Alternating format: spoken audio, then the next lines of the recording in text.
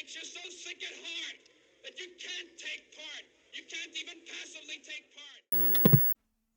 The Adam Smith Institute, a British based libertarian think tank that is funded by dark money, has come out with a paper that basically argues that to solve poverty on Earth, we need to, wait for it, privatize the moon. That's right. Not a joke. Still not April, so it's not April Fool's.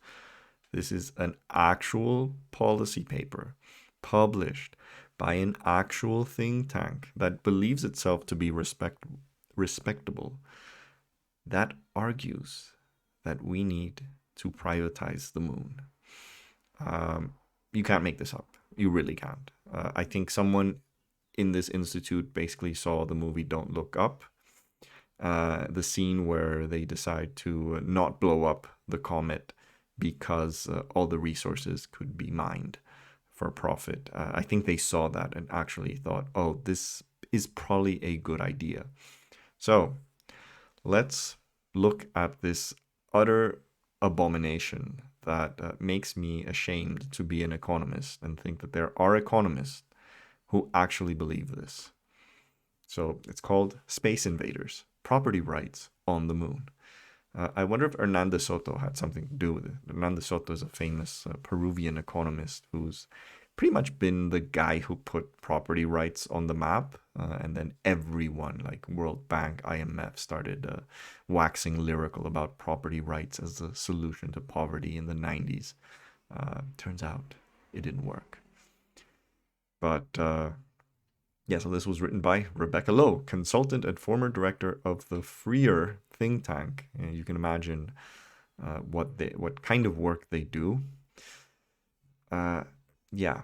So the first problem is that everything she writes here is, as it is, illegal, because there is an international treaty signed by all the major space powers, the US, the Soviet Union at the time, China, etc., that space was not going to be used for profit and ownership. So no one is allowed to own space. So therefore, you would have to really just change the international system when it comes to ownership of space resources, which I don't think that that's going to happen. So from a practical perspective, this article is kind of pointless.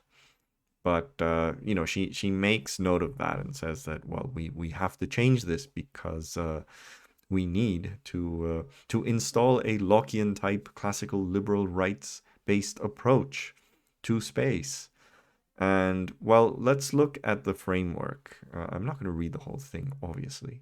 Actually, most of it is basically just like it sounds like she took her PhD thesis on property rights and just basically copy pasted it and just kind of changed the focus on the moon. So let's just look at the framework, because this kind of in a nutshell summarizes what she intends. So individuals compete against each other for plots of land on the moon. Let's be honest, individuals won't be competing against each other. Companies will. Companies with the resources to whatever it is they're going to do in these plots of lands, which I suspect will only be mining. But there's a problem here. We'll see. Basic competition consists in paying rent for those plots.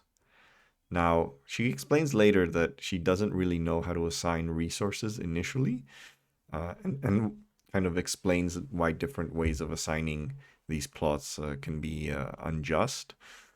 This all boils down to kind of like the very serious libertarian problem of homesteading.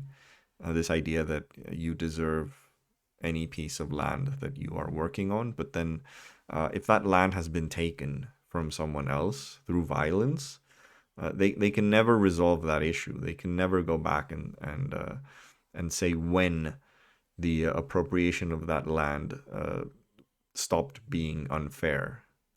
Because if you if you're a European army that arrives in North America in the pre-colonial age, and you find indigenous tribes that have no notion of property rights, and then you decide to subjugate them and turn their land into, private parcels. Was that not a violation of the non-aggression principle that libertarians always love to use? At some point, your ownership of land violates the non-aggression principle, and libertarians just can't get around that. They just can't. It's argumentatively impossible to argue simultaneously in favor of the non-aggression principle and then that there wasn't any misuse of that principle in terms of acquiring land. So they have a real issue with that. Anyway, the size of the plots and the rate of the rent is variable depending on supply and demand. Of course, markets. Renters will own in full the profit they make from their use of the rented land. However, various conditions apply. Condition 1, spoilage. Renters must not destroy or remove parts of moon land or the natural resources that form other parts of the moon or are found on the moon. Besides this, a portion of the rent must go to the general upkeep of land, unless a user's usage of their plot of the moon land improves the condition of that piece of land, in which case an appropriate partial rent rebate should be given. It's not clear to me when she says the natural resources that form other parts of the moon. So I guess this is, it would be silly to say that you can't remove the natural resources, because that would be the whole point of owning a plot of land on the moon. It's not like you're going to farm it, right? Like the only economic value that any plot of land has on the moon is through mining. So you are extracting the natural resources of it. But I think what she refers to here is any externalities that you might have while extracting them. I will remind you of that famous milkshake scene in what's the name of that movie? The one with Daniel Day-Lewis. Really, really good movie about he's like an oil baron. The milkshake scene. You know which one. There Will Be Blood. That's the name of the movie. Absolutely brilliant movie. I love it. But yeah, I guess this is like to prevent an incident like the milkshake scene. Anyway, condition 2, need. Urgent human need must be taken into account when plots of land are awarded to competing potential renters, and this is built into the rent system. If it becomes the case that human beings' basic urgent needs can be met through the use of moon land, then people in urgent need will be able to compete to gain usage rights over the moon land based solely on the function of need without needing to pay rent, as long as they remain in urgent need. This is so weird. Does she actually think that people are gonna live on the moon? Like, let's say climate change happens because institutes like the Adam Smith Institute basically promoted complete deregulation and funding every source of dirty energy, which is usually what they do. So you have huge tracts of Earth that are now unlivable, and the only place that you can send these people is the moon.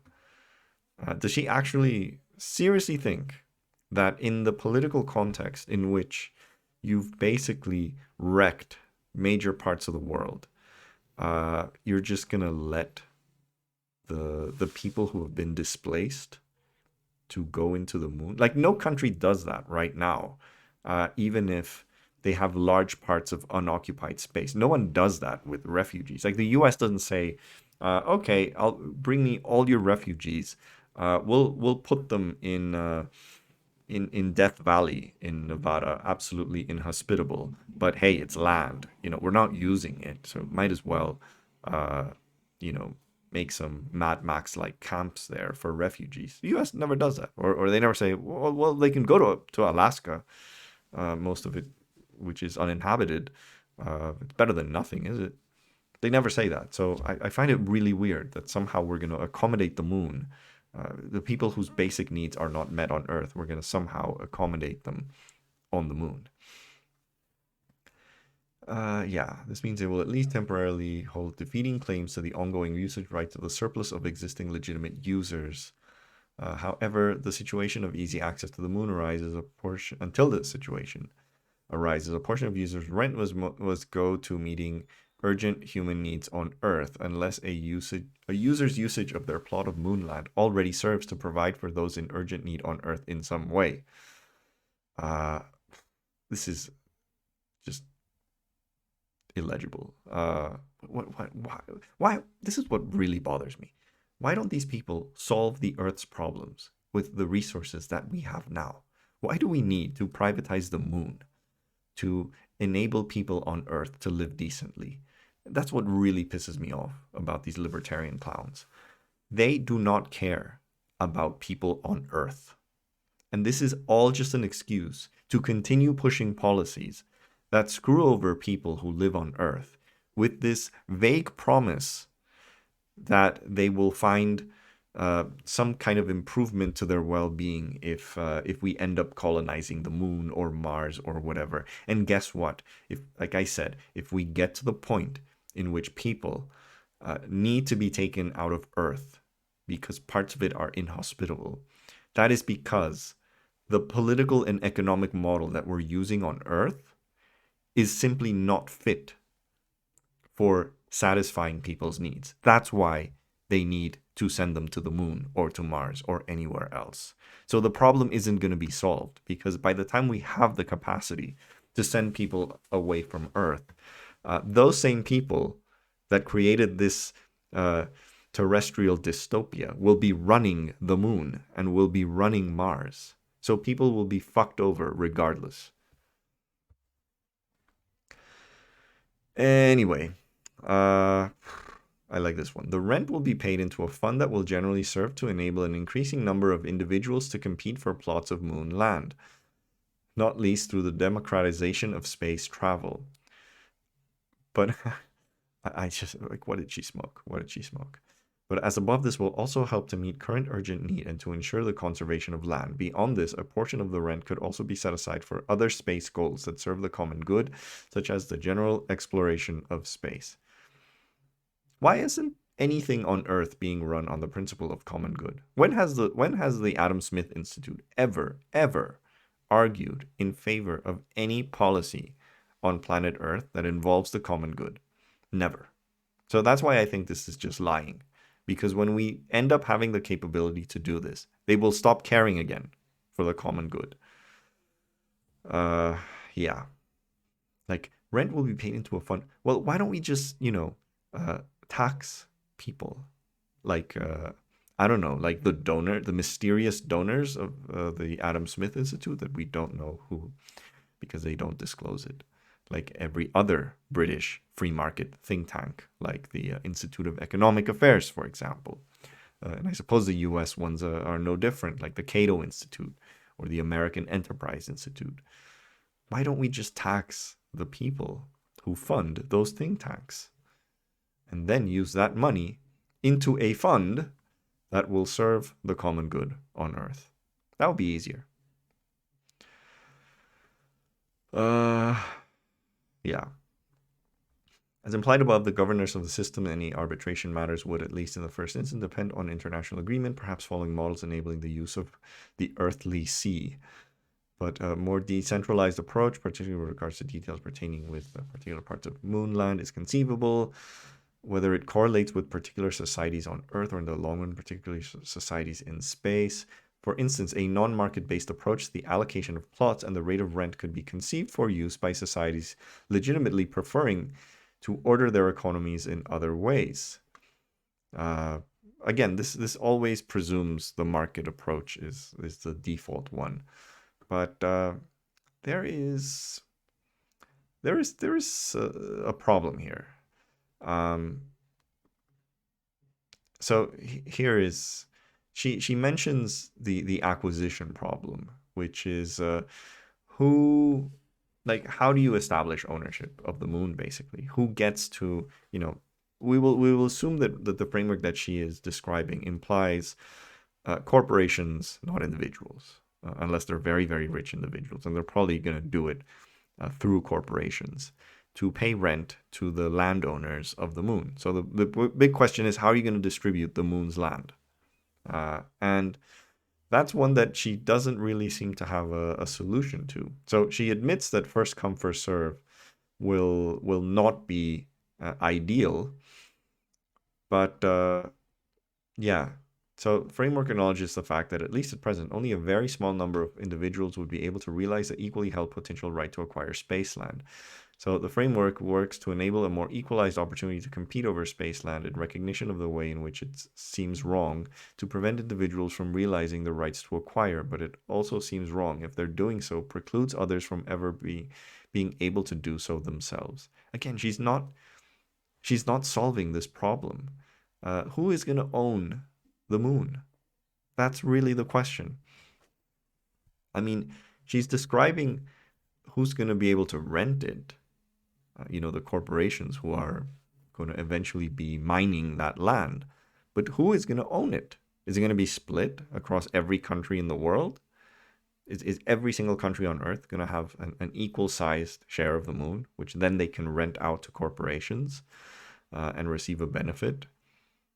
You would think this might work, but do you really, really think like the space powers, Russia, China, the US, the EU are going to be like, oh yeah, we're going to give Gabon and Uruguay the same amount of land that we're going to use?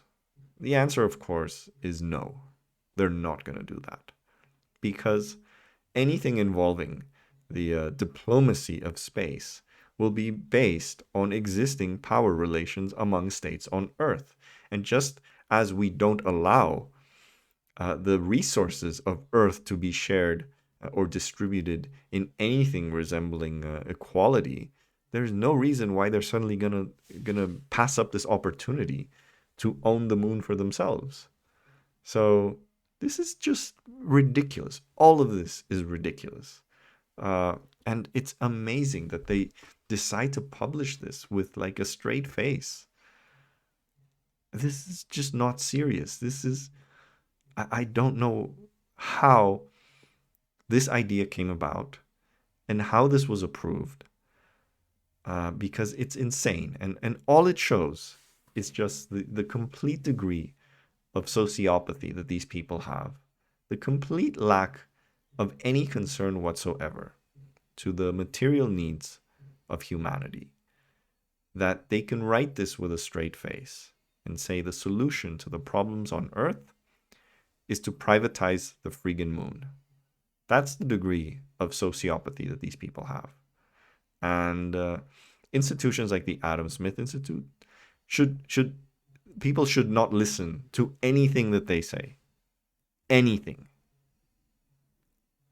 And especially after they show themselves as the type of people who publish crap like this.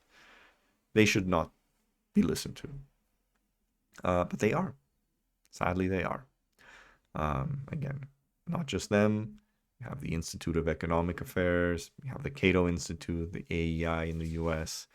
These are think tanks that exist for one specific purpose, and that is to create policy, to craft policies that play into the interests of economic elites, the same elites that fund them. So if you wanna read this for a laugh, go right ahead. But they're serious about this. That's the sad part. If we had the resources to economically profit from the moon right now, these guys would be lobbying day and night for something like this. But yeah, I'm not very optimistic about the future of our species on this planet, I must confess, and this only reinforces that pessimism. So on that note, if you like this video, please like, please share. Most importantly, please subscribe. I will see you next time on Earth, not the moon.